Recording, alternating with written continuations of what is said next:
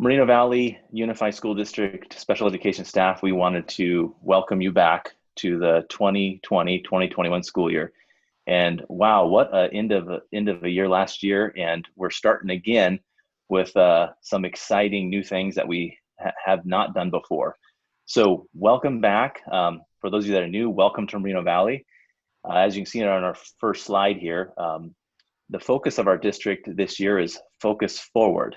So I love that because 2020 is perfect vision. And this year we want to have clearer and clearer vision. We want to have 2020 vision as we go forward with distance learning as we start this school year. So as part of that process, we wanted to have a presentation for you guys to update you on where we are at with special education and as it applies to distance learning.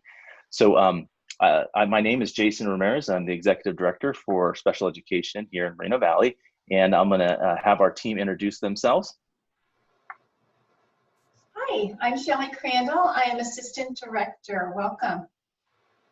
Hi, I'm Michelle Ballesteros. I'm Coordinator of Mild to Moderate Programs. Hello, Ralph Reuter, Coordinator of Mental Health Services. Hi, I'm Sharon Nakama. I'm the Coordinator for Special Education Services, Moderate to Severe Programs. And Dr. Nakama and Michelle Ballesteros are going to be leading the presentation today for you. So let's get started. I want to start off by talking about the 11 commitments. The 11 commitments are really important for all of us as we move through each year. And this year, I think especially, we want to focus on how we're personally and collectively responsible for our actions and outcomes. Our families and our students, they're counting on us to provide them an excellent education and experience in this time of distance learning, as well as every day throughout the school year. So this presentation will hopefully help you to see how we're all personally, collectively responsible and how we're here to support you as we all seek to meet the needs of all of our students. All right, our mission statement here in Moreno Valley, I absolutely love it.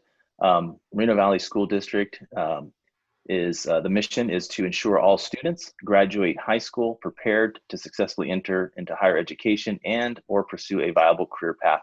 And I love that it says all students, so including our students with disabilities, students in general education, all students we want graduated and prepared to successfully enter into that higher education and definitely a viable career path. I'm going to go ahead and we're going to start our presentation on the SELPA guidance for distance learning. We go ahead and move to our table of contents. And we're going to be covering quite a bit in this presentation. I'll be starting off with SB 98, and that's the law that we have in place to give us guidance on our distance learning platforms. And we're going to go over the MOU and information on that. What's our virtual learning plan? We're going to also provide you with some information on instructional assistance support and assessments, IEP information, and the importance of parent communication that Jason Ramirez has developed for us. And then also some SELPA resources, and we're going to talk about FAQs that will be coming out later. Also, a link for legal resources. Okay, so let me go ahead and start off with SB 98. So Senate Bill 98 was signed this past month on June 29th, and it just reworks the parameters for this coming school year. And some of the provisions in the law for SB 98 impact our district in the LEAs in the areas of distance learning and what hybrid instructional models are, special education. It lays out what our instructional days and minutes minimum requirements are going to look like, and also the learning continuity and attendance plan that needs to be turned into the state. With SB 98, we have two types of models that can be used for instruction, the distance learning, and then also hybrid instructional model. The LEH needs to offer in-person instruction to the greatest extent possible. And you'll hear that terminology quite a bit, greatest extent possible, and may offer distance learning according to specific requirements. And DL is allowed in either the following circumstances. If there is an order of or guidance from the state public health officer, current situation that's occurring in our district in Moreno Valley, and or for students who are medically fragile or who would be put at risk or are self-quarantining. Okay, the distance learning and hybrid instructional models. DL must satisfy strict requirements, including daily live interaction. And the DL in SB 98 defines DL as instruction in which the pupil and instructor are in different locations and pupils are under the general supervision of the certificated employee of the local educational agency. Okay, DL must include the following minimum components: that all pupils are able to connect. Your students should all have devices that work properly, and if not, you make sure that you contact your site administrator to make sure that they have a working Chromebook in their possession. And then the content needs to be aligned to grade level standards that is provided at a level of quality and intellectual challenge equivalent to in-person instruction. So we want to make sure, our distance learning is going to be different from when we went off, had our school closure back in March. It's going to be different, and the MOU's been established, and we're going to be giving daily instruction for our students. So we want to make sure that it's at a high level of quality. Academic and other supports designed to address the student or pupils who are performing below grade level or need support in other areas. Special education, related services, and any other services required by an IEP are to be provided for our students, along with designated integrated English language development. If you have a student who is identified as EL, you want to make sure that they are receiving that support also.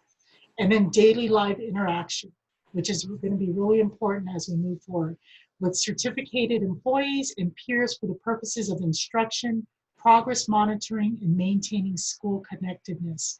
We want to make sure our students aren't left at home alone, that they have connections with the school and their teachers and possibly even peers if you can do group instruction through Zoom. SB 98 provides 3 instructional models by which school districts may meet instructional minute requirements for the 2021 school year. The first is in-person instruction, which we're not doing at this time, DL, distance learning, and a combined day of instruction delivered through both in-person and distance learning, which is called a hybrid model. We want to maintain, through SB 98, we want to maintain regular contact with students participating in DL. We want to make sure that we are documenting daily for each pupil on each school day in whole or in part through evidence of participation in online activities, contact between the LEA and the pupil or parent guardian. Also, weekly engagement record documenting all instruction for each whole or partial day of distance learning, verifying participation and tracking assignments. You want to make sure you're documenting daily participation and weekly engagement. It's very important. A pupil who does not participate in either in-person instruction or distance learning shall be deemed absent. The LEA shall develop written procedures for tiered re-engagement strategies for pupils who are absent from distance learning for more than 3 school days or 60% of instructional days in the week.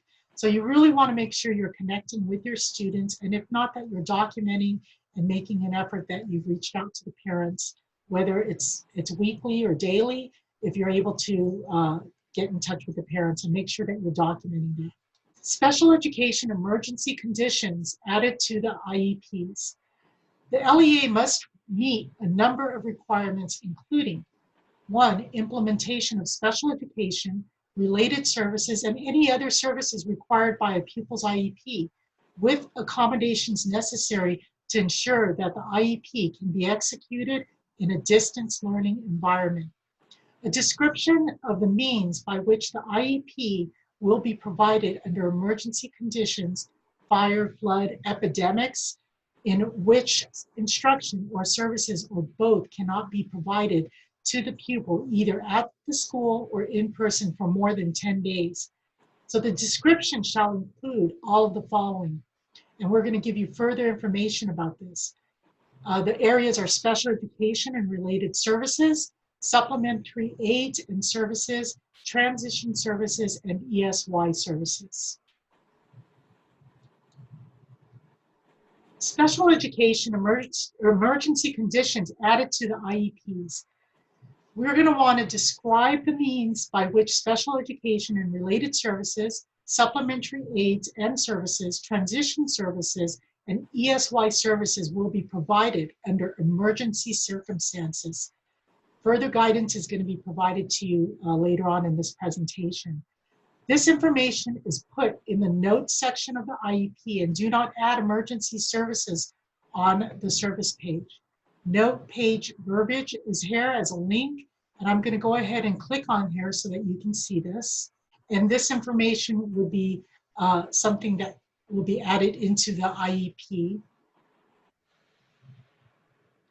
Sharon, they should copy and paste that entire paragraph there straight into the notes page on any future IEPs that they do. Okay. And make sure that this is read at the IEP so parents understand this. Okay. Thank you, Michelle. Okay, and then also the emergency conditions page must be attached to all IEPs.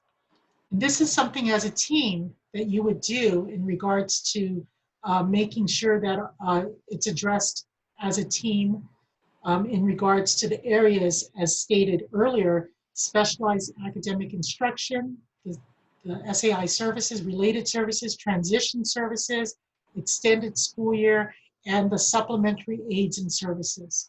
So as a team, you're going to want to make sure that the appropriate boxes are checked and that this is read to the parent so the parent understands. Okay. And this is a document that is going to be attached to the IEP. The emergency conditions page will be added. This is not a separate offer of faith, and this is what SB 98 is requiring.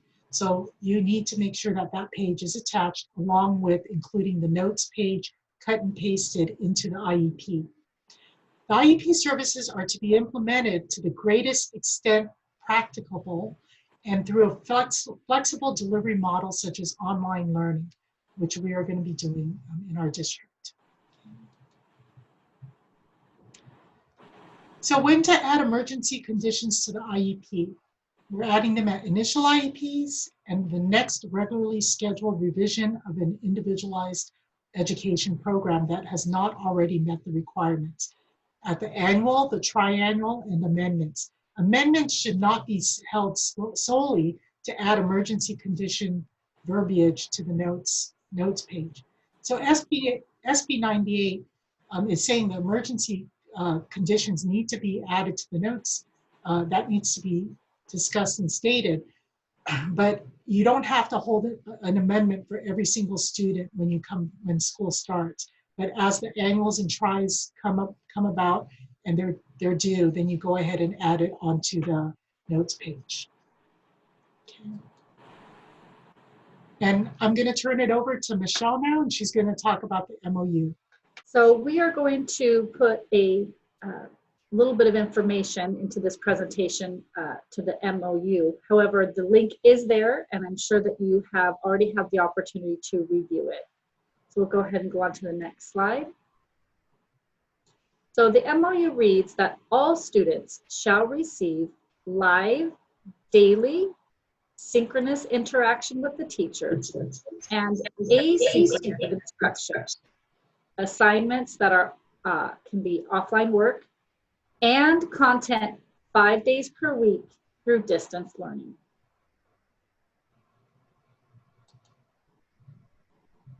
So this is a graphic that you may have seen through your site administrator. This aligns with what SB 98 requires and in terms of the total daily minutes that are required. So through our MOU, you'll see at each grade level, and notice in the top left box, this is for SDC teachers. So teachers who actually have students on their enrollment that they do attendance for, okay? So you can see as you go across that you have the grade level, how many minutes of core instruction is required at that day level. That's teacher delivers 60 minutes core curriculum for TK and K. Then the minimum, we're moving over to the next column, the minimum synchronous daily minutes. Notice this is what the student receives. The student receives 60 minutes of core curriculum, but they also receive 120 minutes of asynchronous curriculum, which is going to be, again, the assignments and the work. And the final column shows all together. So in the TKK row, 60 minutes synchronous, 120 minutes asynchronous will give you 180 minutes of daily minutes. So we will be meeting the SB 98 requirement. And the same pattern is repeated for all grade levels there and alternative education. So you will see that in kindergarten, the school year daily minutes typically required for instruction is 200 at the kindergarten level. SB 98 reduced that requirement by 10%. So the daily minutes required at the kindergarten level are 180.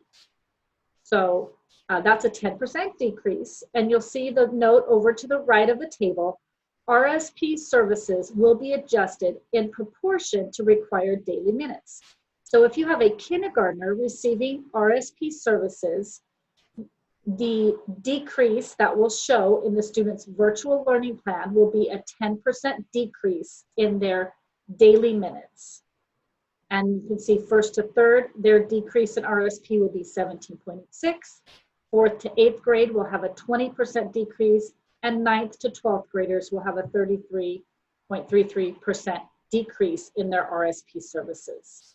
So for RSP teachers, the language in the MOU states that RSP teachers shall provide student support and IEP implementation through the agreed upon instructional delivery model referenced in section 4.0 of the MOU in accordance with the student's virtual learning plan. RSP push-in services will translate to student support and progress monitoring in one or more of the following ways.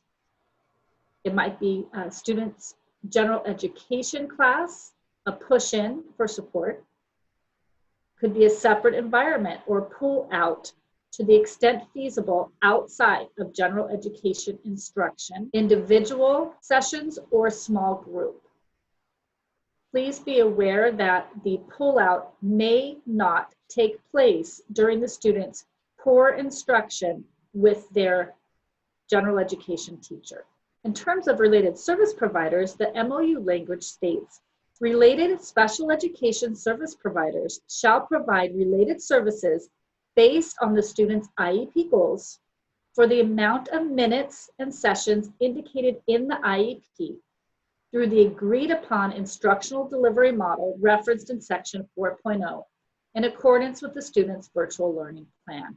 And you can then access the MOU to read specifically what that instructional delivery model references. There were a lot of questions about instructional assistants and how they might support during the spring of 2020. And we have some more direction on that. And we will have a signed MOU with classified staff very soon. Instructional assistants are able to support teachers in the following ways. First, whole class. They are available to participate in whole group virtual learning lessons. They might also participate in a small group, which would mean a virtual breakout group. So if you as the teacher are instructing your students whole group, you can break it down further into small groups to do rotations, and you would assign your instructional aide to work with that specific breakout group. Of course, this must be overseen by the credentialed teacher. The instructional aide may not initiate a Zoom independently, and you will have to periodically bring the entire group back together so you are truly overseeing the interaction between the instructional aide. You're checking in to see how things are going. It might be a one-on-one as a virtual breakout, and again, you must oversee that. They may also support you by doing online preparation or uploads to Clever or your Google Classroom. And we did create an additional support ideas page. There's a link there for recommended tasks and activities for IAs during school closures. We'll go ahead and click on that and show you what that brings up. So this is the, you'll see some of the ideas that I just mentioned there: preparation of materials, assisting with logs or data collection. They may be at campus filing IEPs and student confidentials, uploading activity pages or homework in Google Chrome, Google Classroom, checking Google Classroom for turning assignments. They might watch a short video with the student group and ask them comprehension questions. They can support students during a Zoom meeting, and as we discussed, do breakout meetings. And then we have, in addition to that, some suggestions for instructional assistants working with a moderate to severe population. Please remember that instructional assistants support the credentialed teacher. They do not provide classroom instruction on their own. They do not hold individual meetings with students and families. They do not communicate student information directly with families, and this does not change with distance learning. They are indeed under the supervision of site administrators. So if you have questions about if an instructional aide can support you in a particular way, or if you're not receiving the support that you've directed, you do want to speak with your site administrator about that first. And instructional assistants are able to work from home or in the classroom. The next slide, we put in a video link for you in case you're not sure how to use and manage a Zoom video breakout room. So to the left, you'll see as the host of a Zoom meeting, you'll see kind of what the screen shows you when you're breaking your group up into smaller groups.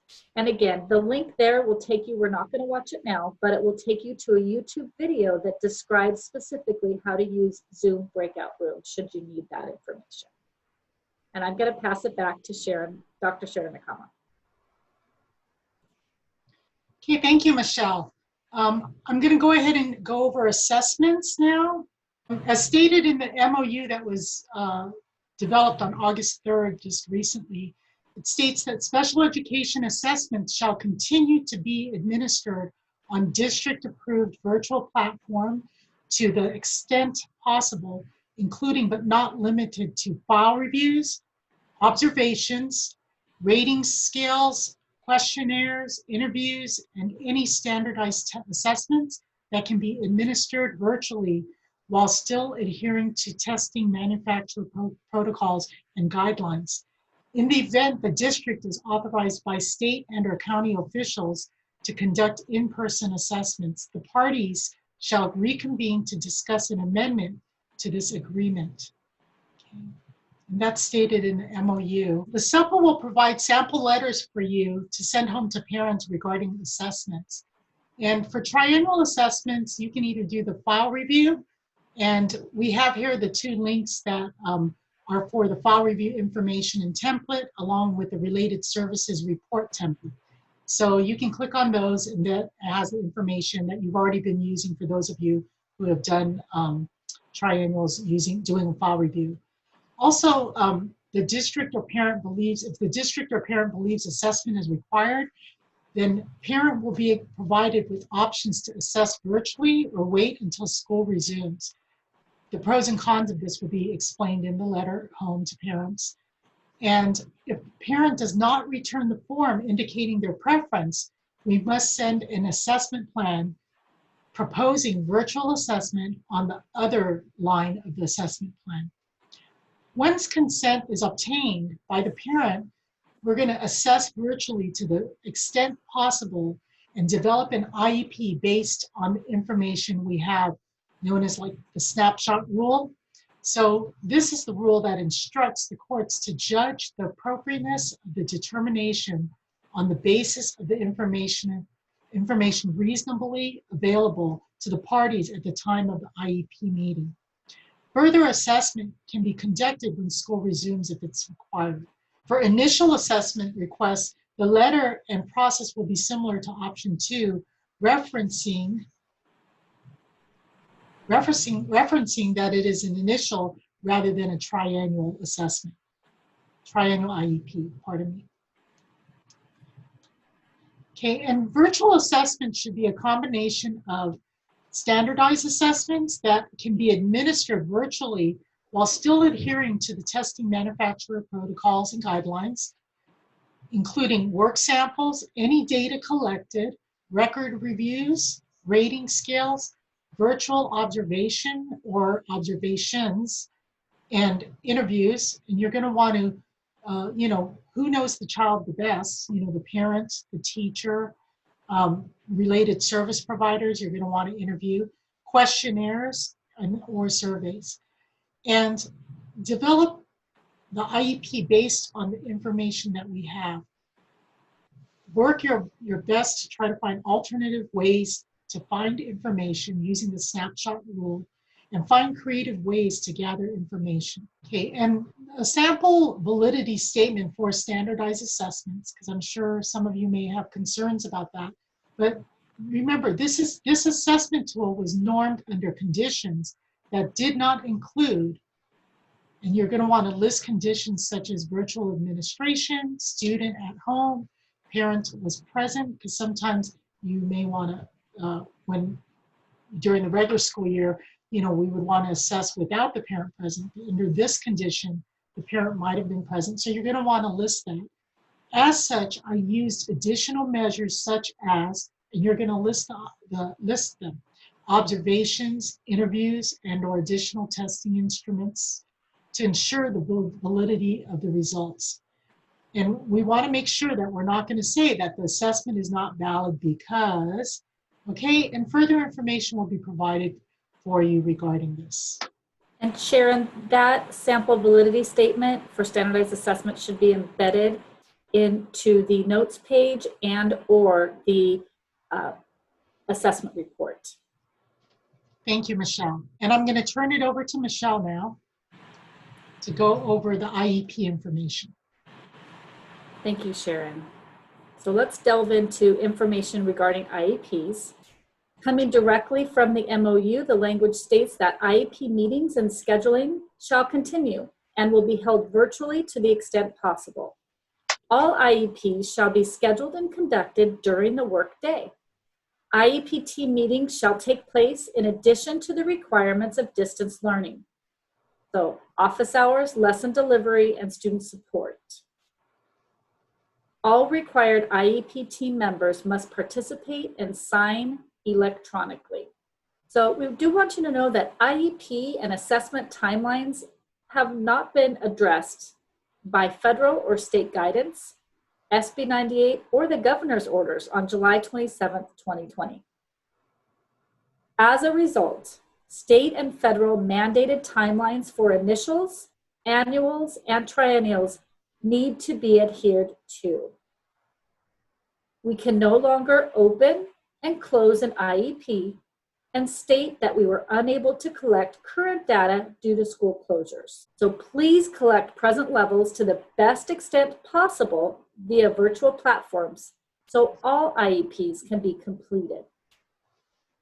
When students return to campus, they can then be assessed face-to-face as needed. Next slide. Here is what we would like you to consider your priorities for IEP completions. And this is coming from legal counsel that we should be looking at initial IEPs at this time. So you would be looking to assess virtually students who you believe that you will be able to collect sufficient data for in order to determine eligibility in at least one area.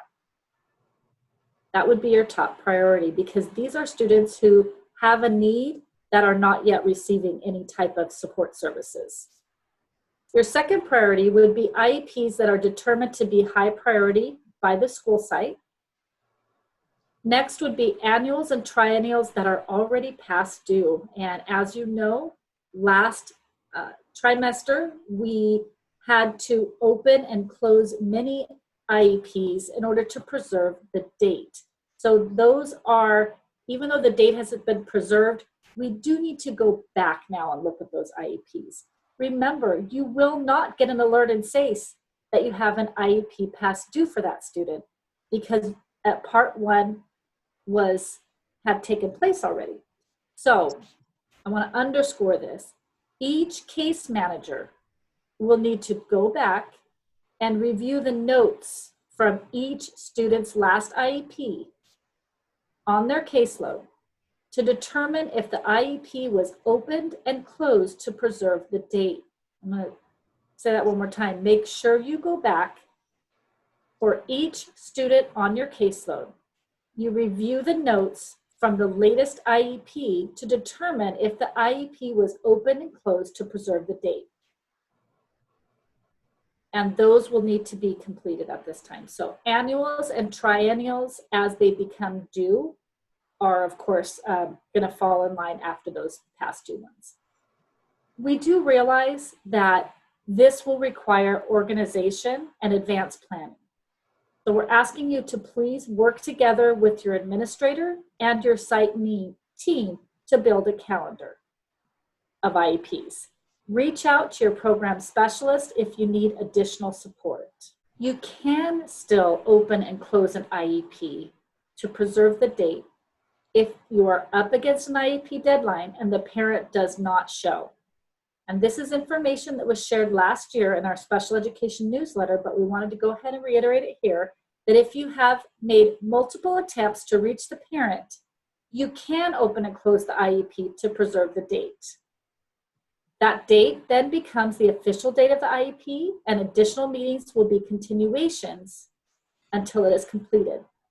The following items must be met. Staff must have documented all attempts to schedule the IEP. So IEP meeting notices should be in SACE.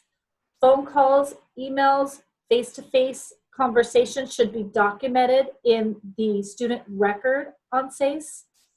The following statement must be included in the IEP meeting notes page when you do open. Parent was unable to attend the IEP meeting. To preserve the date, the IEP team opened and closed the IEP and took no action. The IEP meeting will be reconvened at a mutually agreeable date and time. Affirm and attest the IEP along with all relevant pages that were drafted in preparation of the IEP. This is not a license to open and close an IEP because staff forgot that the IEP was due. The IEP must be reconvened and completed as soon as possible. You do want to schedule the continuation IEP meeting with the parent or guardian immediately. And remember to keep detailed records on all meeting attempts and contact your program specialist assigned to your site for support and strategies to hold the IEP team. We're not going to click on these links. We did provide this to you last year. These are sample virtual IEP meeting platforms. There is a instructional video there on how to use Zoom as a virtual IEP meeting platform. And it does describe to you how to use the video or just audio option. And then the second link there is written instructions for how to use Zoom as a virtual IEP meeting platform.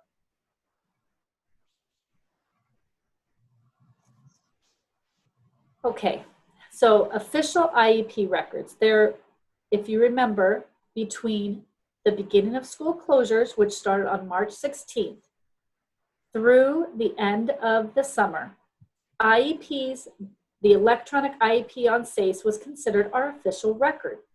And you did not need to print or place the printed copy in the confidential file. Fast forward, we're in a new school year, 2021. Now, IEP documents for IEPs held between August 12th, the first day of school, and at least October 30th, the last date of our known distance learning at this time, IEPs and all related documents, assessment reports, etc., now need to be printed and filed in the student's confidential file. And that is moving forward. So any IEPs that occur between August 12th and October 30th need to be printed and filed in the confidential file. Now, when we talk about affirming and attesting IEPs, this is not new information. This is a reminder that if you're using a virtual digital signature platform like DocuSign, you should affirm and attest the IEP immediately following the IEP. However, if you're using the SACE electronic signature, you will affirm and attest the IEP once all the signatures have been obtained. This is a reminder that all team members must sign the electronic signature page immediately upon receipt. We do not want a SACE signature package to expire due to a team member, a school site, or district team member not signing. If all signatures have not been obtained prior to the SACE package expiration, we are asking you to use an alternate digital signature platform like DocuSign. That way the IEP can be affirmed and attested without all signatures. And I'm going to pass it back to Dr. Sharon Nakama now. Okay, thank you, Michelle.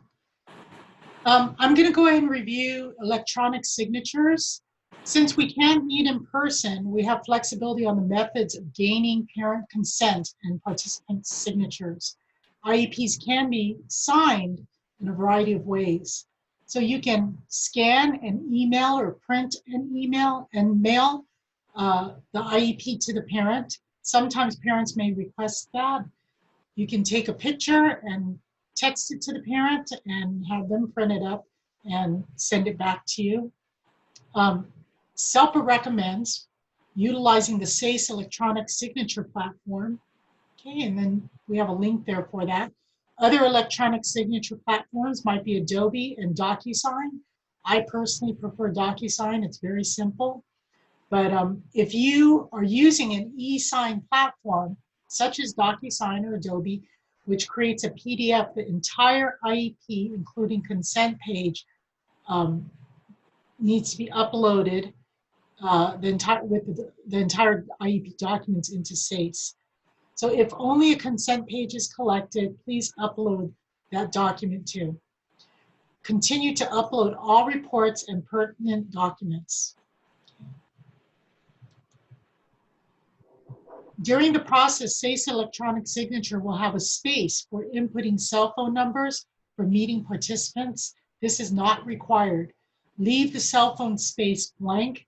They will not automatically receive a password. And email all attendees the password they will need to sign in digitally. Regarding our interpreters, interpreters may be required for IEPs held through virtual meeting platforms, video and/or phone conferencing. Continue using the same people, methods for interpretation as before. The staff will just be participating virtually. Make sure that they're included in receiving the link to get online virtually. And please remember, written translations of the IEP is only required if the parent asks for it.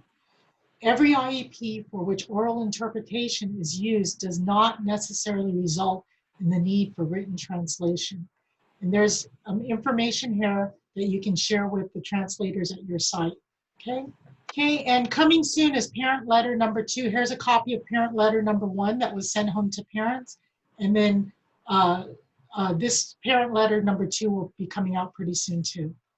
And Sharon, I just want to note for our staff that this is referring to new parent letters. So we had a parent letter 1 and a parent letter 2 last school year, but these are new letters. So parent letter 1 has already gone out to parents, so you can click on the link there and read that. And parent letter 2 is being finalized and will be mailed out to parents ASAP. There will be a link uploaded into this presentation that will have the template for the parent letter. as soon as it's developed. Right. Thank you, Michelle. Thank you. Okay, and then I'm going to turn it back to Michelle now. So we did continue our format of SELPA support, and that is we continue to keep our Google folder. There's a link for you there. It's the title of the folder is SELPA Guidance During School Closures, and we will be posting all guidance for you in that folder. So we hope you will find this helpful as you navigate the intricacies of special education during this time. And the shared folder will continually be updated and currently includes the following documents. Just like last year, I do want to mention this presentation will be updated periodically. So when you go in, you may see an updated date on the first slide. So right now, there are all of the SELPA presentations and videos developed during the school closures, as well as the distance learning log that service providers and teachers need to use to document the interaction and the assignments with their students. We are going to be continuing with our frequently asked questions sheet. So we are currently working on updating that sheet. So that you do have access to the old sheet, and proceed with caution because it's still available there in the shared drive, but it really should not be used for current guidance. So in the next day or two here, we should have the new FAQ document up and ready for your viewing. I do want to note that we're going to do things a little bit differently this year in terms of you submitting your questions. So we will be sending you a link through email and probably putting in this presentation as well to a Google form. So you will be submitting your questions to SELPA frequently asked questions via a Google form. And then as a department, we will add the question to the frequently asked questions with the response. So that is the new process. And Michelle, I just wanted to say, don't hesitate on asking questions because your question may help another teacher also, another service Absolutely, provider. absolutely. And then here we have a link to the news flash on the F3 law firm's website. And F3 is the legal counsel that we in the special education department use. So should you click on that link and read through the guidance that is there, the information that is there, you know that it aligns with the SELPA here in Moreno Valley Unified. And that brings us to the end of our presentation today. I just want to say thank you very much for tuning in and paying close attention. We put a lot of detailed information into this presentation. We anticipate that this presentation will in itself spark more questions. So we're looking for those to come through as well, and we will update the presentation as soon as we have more information. But thank you again. Welcome back to the school year. I'm excited to see you all. Again, I hope you had a wonderful summer. Thank you, everyone, and have an awesome year. It's going to be great. Thank you. Thank you, Michelle.